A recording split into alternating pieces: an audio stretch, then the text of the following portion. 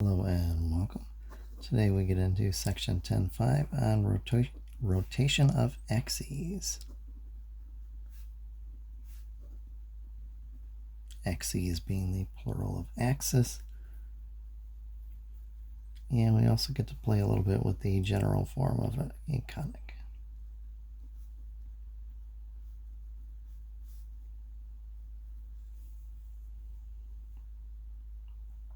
So all of the conic sections that we looked at so far could be described as ax squared plus cy squared. You'll see why we skip b later in the section. Plus dx plus ey plus f equals 0. If it's a conic, a and c are not both 0.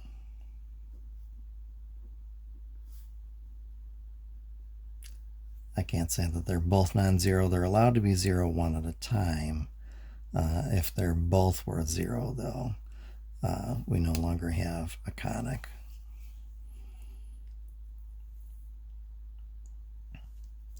So what these will give us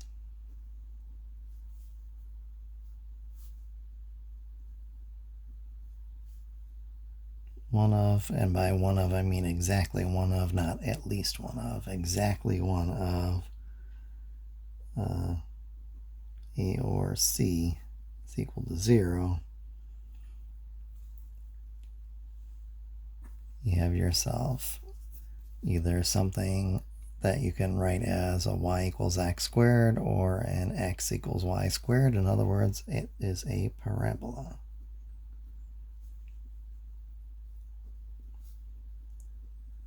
If A equals C, this is a circle.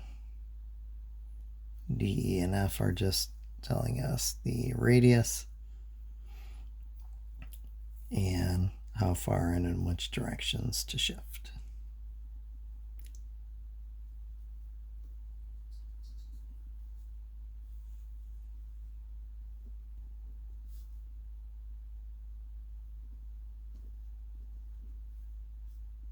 If AC is positive, usually A and C are both positives already. If they're not, multiplying both sides by -1 clears that up and turns them both positive anyway. So they're positives, but they don't have the same value. We have then an ellipse. And finally, if AC have opposite signs, in other words, their product is negative, we're looking at a hyperbola.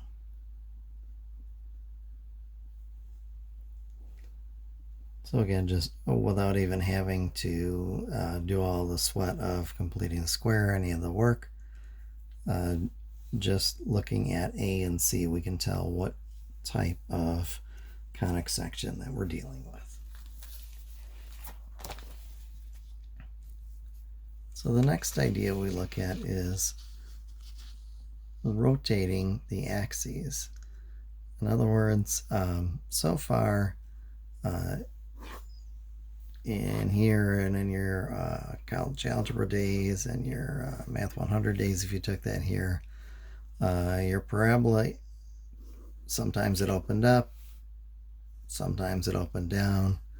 Eventually we looked at ones that were not in the umbrella of a function, and it could open left or right.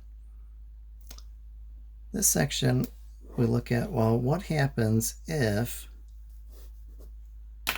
our parabola opens maybe at an angle. So we looked at the up down, we've looked at the left and right ones.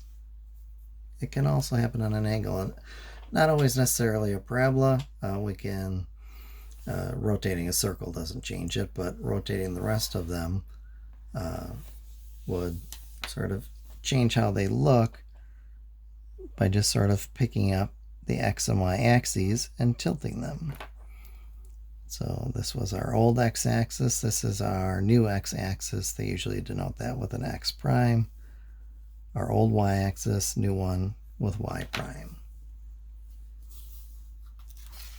So we get into sort of how that's done in this section.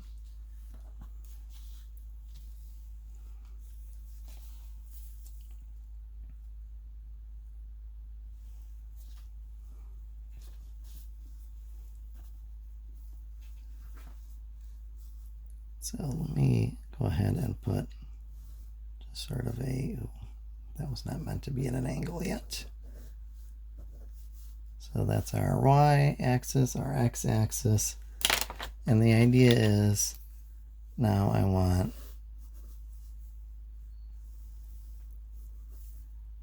keep my origin the same, but I just want to rotate through.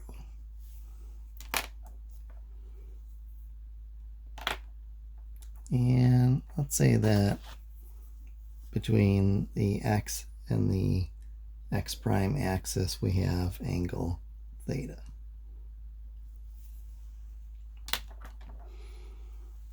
And let's further say that we have some point P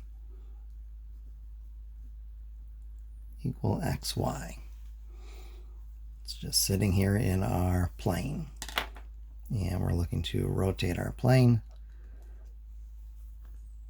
Again, if I'm going to think of this sort of in angles, I can always sort of make an angle there.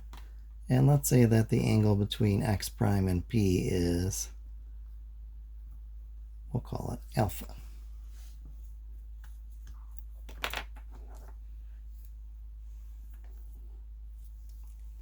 So if I want to put P in a new spot, I'm going to have to rotate it by theta more degrees.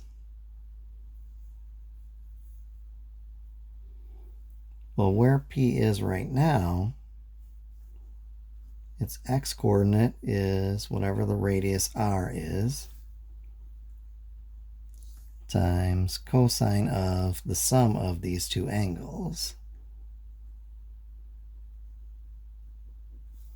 Similarly, the y is at r times sine of the sum of those two same angles.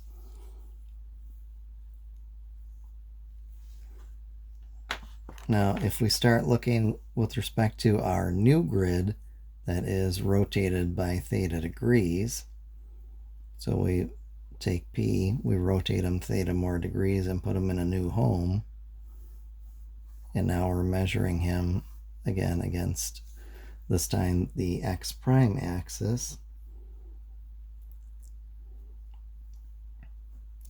Well, x prime is going to be our cosine of alpha. Y prime is going to be our sine of alpha.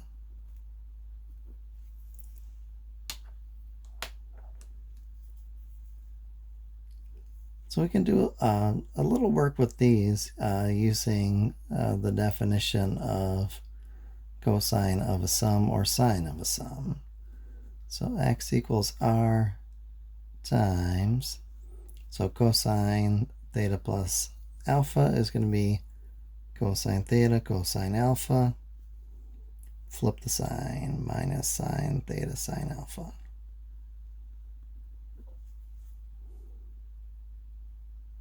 If we distribute that r, x is r times cosine theta cosine alpha minus r sine theta sine alpha. But r cosine alpha, that's x prime. Similarly, r sine alpha, that's y prime. So our x coordinate, we can say, is x prime times cosine theta minus y prime times the sine of theta.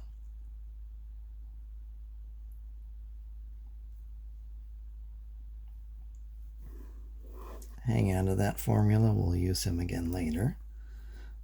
Similarly, y was, we said, r times, we'll expand this out, so sine theta plus alpha is going to be sine theta cosine alpha keep the sign and then switch what they do. So then cosine theta sine alpha. Go and distribute that r, and y is r sine theta cosine alpha plus r cosine theta sine alpha. And again, we use our little substitution there. So r cosine theta, that is x prime, r sine alpha, that's y prime. So y is worth r cosine alpha is x prime, hang on to the sine theta, plus r sine alpha is y prime, hang on to cosine theta. Hang on to that guy, he's going to come in handy later too.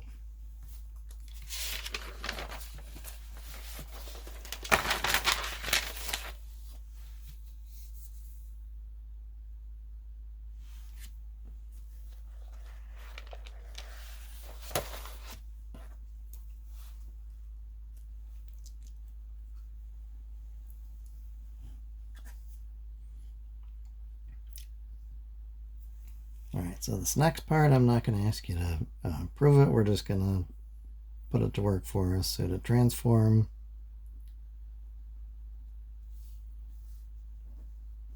ax squared plus bxy, so there's why we would want to transform it. If we have an xy term, we're going to have to do some rotating. Plus cy squared plus dx plus ey plus f equals 0, and b is non-zero. If b equals 0, we're fine. We've got one of the forms that we just talked about at the start of the section.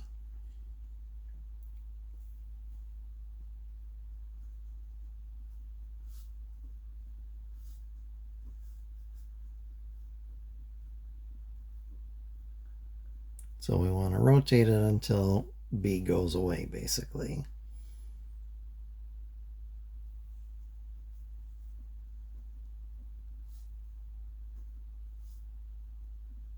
So we're going to rotate the axes by theta degrees such that cotangent of 2 theta is worth a minus c all over b. So again, we're not going to get into the proofs of y. You can kind of read through those. They get a little lengthy, a little messy, and as you're going to see, the section that we have is lengthy and messy enough already.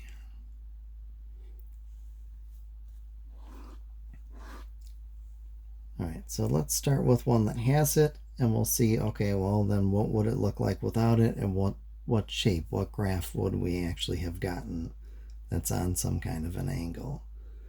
So we'll do an x squared plus 4 times xy plus 4 times y squared plus 5 root 5 times y plus 5 is worth 0.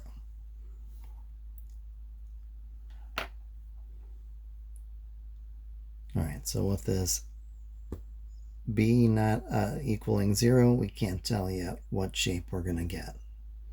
If this weren't here, then sure, this would just be an ellipse.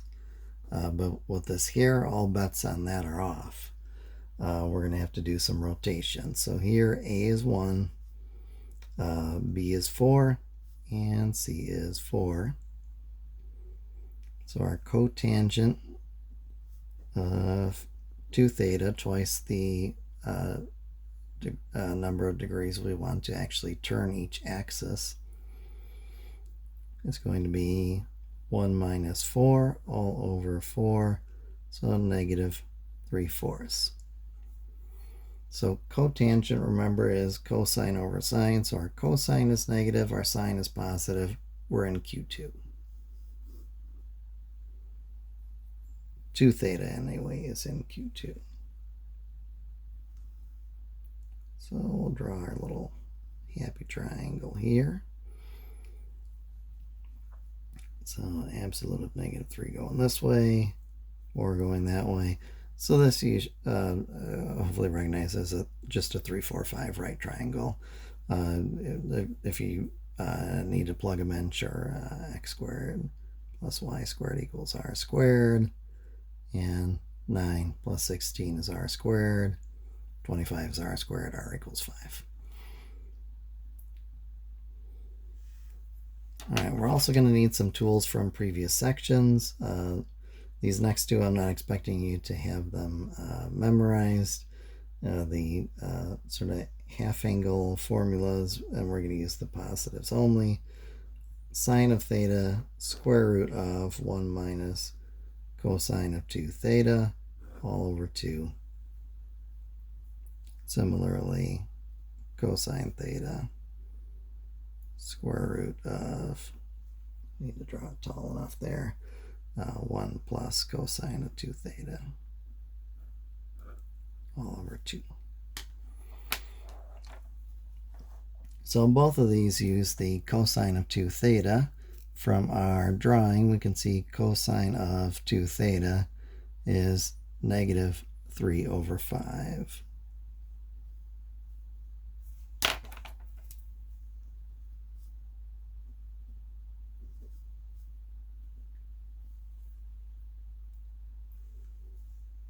So sine of theta, square root of 1 minus negative 3/5 all over 2. So sine theta, square root of 5/5 plus 3/5 is 8/5. Half of 8/5 is 4/5. So sine theta is 2 over root 5, which is 2 root 5 over 5. All right, so I'm going to encourage you to sort of pause the video for a moment and see if you can find sine theta.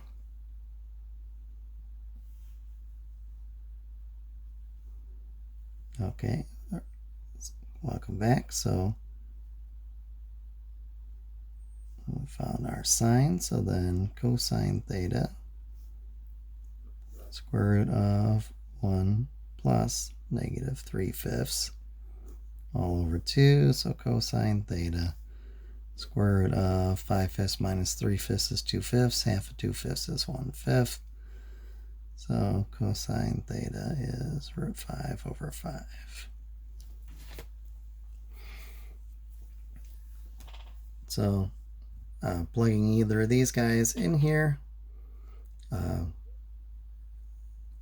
we're looking at if our cotangent was in Q2, but it was twice the original, then the original has to be in Q1. Half of anything in Q2 is in Q1. So we're in quadrant 1, and our arc cosine or the arc sine will tell us that a theta for this one is approximately 63.43 degrees. So this is how far we would have to rotate the axes to get this guy to disappear on us. All right, so now let's see what our new equation would give us.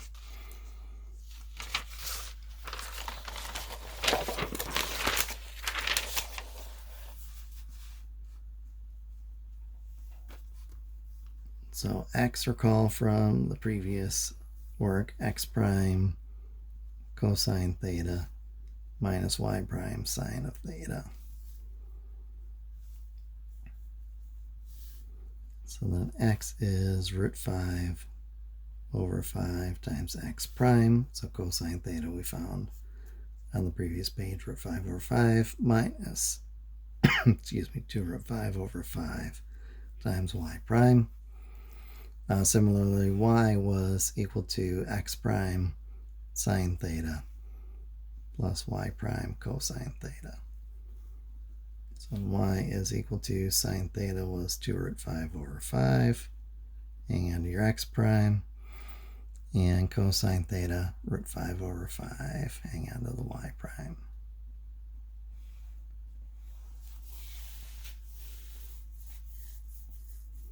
Okay, so we're going to be subbing into that equation we had on the previous page. If you recall, x squared plus 4xy plus 4y squared plus 5 root 5y plus 5 is 0. A couple of tips before we do the direct substitution. These are easier to work with if you factor them out a little bit, make them do a little cleanup work. So x, I'm going to say, is root 5 over 5. They both have root 5 over 5. And we'll keep an x prime minus 2y prime. Similarly, y, we'll grab a root 5 over 5, and that'll be 2x prime plus y prime.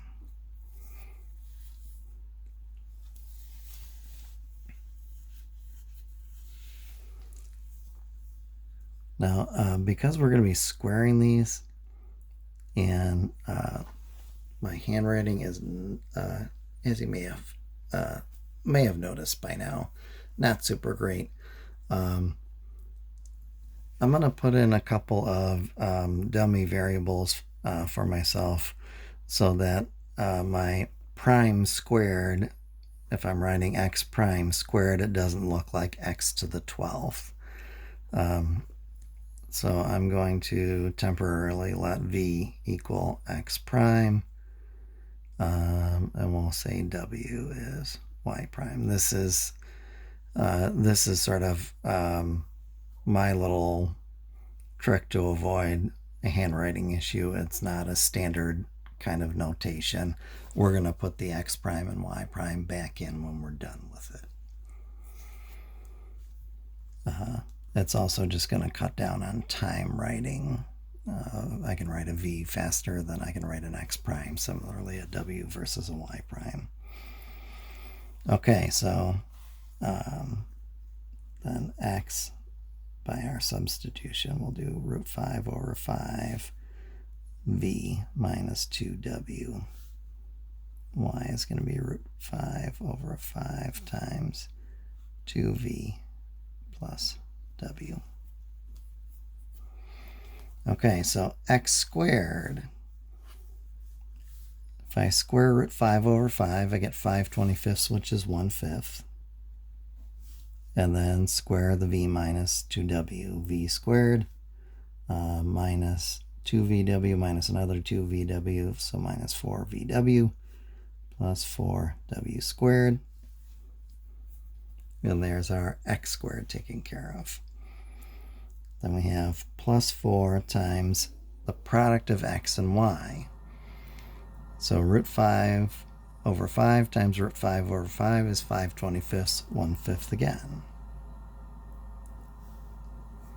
And then multiply our x and y together. So 2v squared. We have plus vw minus 4vw, so minus 3vw.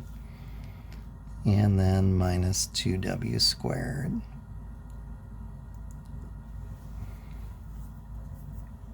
Let's see, then we have a plus 4y squared. I'm not likely going to fit the rest of this on one line. So I'm going to just draw myself a curvy little arrow to indicate this thing keeps going. Hang on to your 4 there, and a y squared. So 5 root 5 times 5 root 5, once again, is our 1/5. And y squared, so we have 4v squared plus 4vw plus w squared. Now we're through to here. And then we have a 5 root 5, and multiply that just by the y. So then by root 5 over 5, so a nice little cancellation happening there. And 2v plus w. And plus 5 equals 0. So squeezed into a couple of lines. I notice I have sort of 5s downstairs on all these. I'm just going to put one big set of parentheses around the left side, one around the right side, and hit them both with a 5. Make sure you're using parentheses if you ended up needing like a -5 or something like that, so it's not looking like a subtracting 5. All right, so this 5 drops, so we have v squared minus 4vw plus 4w squared. These guys drop, and we'll distribute the 4, so we have plus 8v squared minus 12vw and minus 8w squared.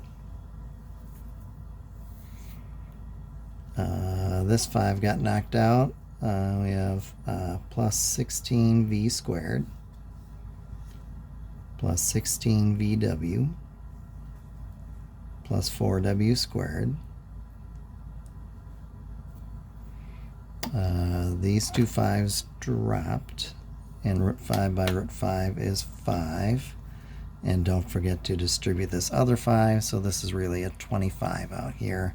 So we have a plus 50v plus 25w plus 5 by 5, 25 equals, just fit, equals 0. All right. If we've done everything right, on this stage, any of the terms that have the variables mixed together in the same term should all knock each other out. So let's try them. Let's take a look. So I have a minus 4, a minus 12, so there's a minus 16 so far, and here's a plus 16 of that same thing, and I don't see any other mix and match. That was our goal. That was why we did this. Without that b term in there, we can tell at a glance what type of equation we're working with.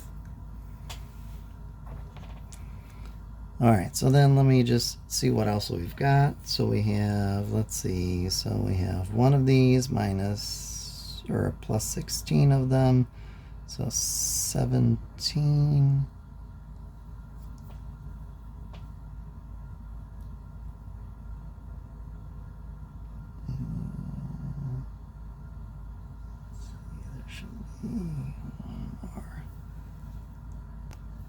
Okay, so our v squares, we have 1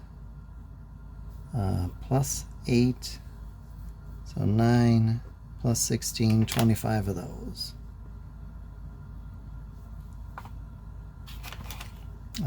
W squares, we have a plus 4, a minus 8, so we're at a minus 4 total, and then we have a plus 4, those wipe out. Okay, so what else do we have left then? We have a plus 50v, we have a plus 25w, and a plus 25, and we're equal to 0. We can divide both sides through by 25. Please don't write one big line with a 25, one per side, please. So we have v squared plus 2v plus w plus 1 is 0. So this looks like a quadratic. This is going to be a parabola. As far as what we can do with it, where it's going to be, all that, let's just get our w by itself and use completing square, shifting, all those other nice tools in our arsenal there. So let's see, so v squared plus 2v plus 1 is minus w, so this is v plus 1 quantity squared. It's minus w, so w is minus quantity v plus 1 quantity squared. And now we'll put our original rotations back in, since we don't really work with a v and w axis. So v was an x prime, w was a y prime. So this is really y prime is opposite of v is an x prime plus 1 quantity squared.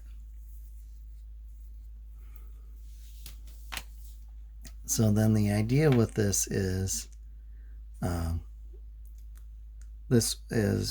basically if we took a graph of a parabola, shifted to the left 1 unit, one second. So if we were to take this parabola that was shifted to left 1 unit and opened down and rotated it through by about 63 degrees, that's what our new parabola looks like. I'll just do a sort of a quick rough sketch of what that would look like.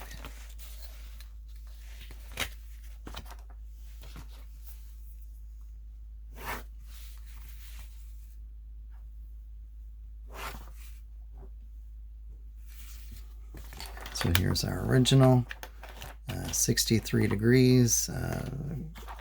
Got a protractor.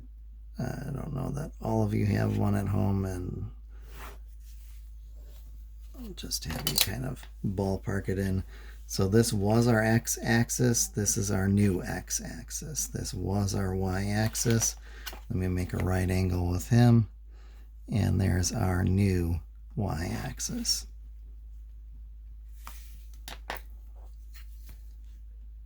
So then I'll just kind of go put a quick scale on them. I'm not going to go up since it's opening down. So we shift to the left 1. So there's our vertex. And then it's a parabola opening down.